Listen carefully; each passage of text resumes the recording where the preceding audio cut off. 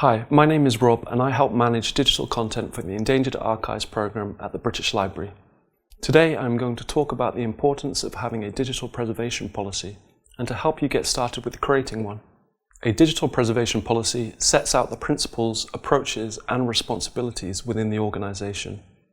This type of policy is usually written as a high-level document, but should be simple to read in order that everyone can understand the institution's approach to keeping digital content safe and robust for the future. The policy helps decision-making.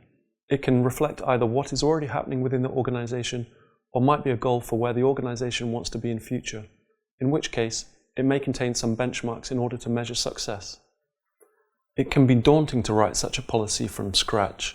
The Digital Preservation Coalition has outstanding resources and guidance. They have a policy toolkit and the introduction is available to non-members. If you do not feel confident writing a policy because your organisation's current situation around digital preservation is unclear, then the Digital Preservation Coalition's Rapid Assessment Model would be a good place to start. This is a useful free tool to work out your current situation and where you would like to be in the future. The tool guidance has been translated into several languages. Completing this assessment could be an excellent first step before you write a digital preservation policy. Remember, the policy should be realistic.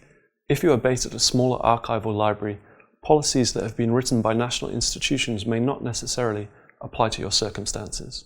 The policy should not be written by just one person. It should be a collaborative process with many staff being involved.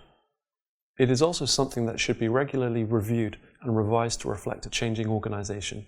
Digital preservation policies take many different forms, but you will probably notice similarities between them. They often include an introduction outlining the broad aims and objectives of the policy, a section identifying the main audiences of the policy,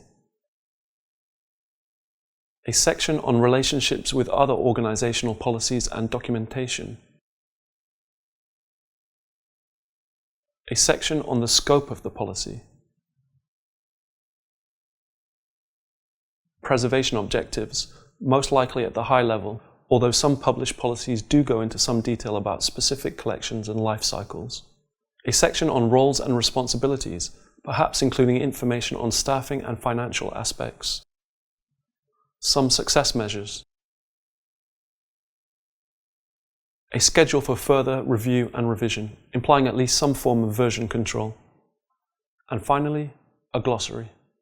The exact structure and contents of a digital preservation policy is less important than the job it does in raising awareness of the digital preservation challenge within an organisation.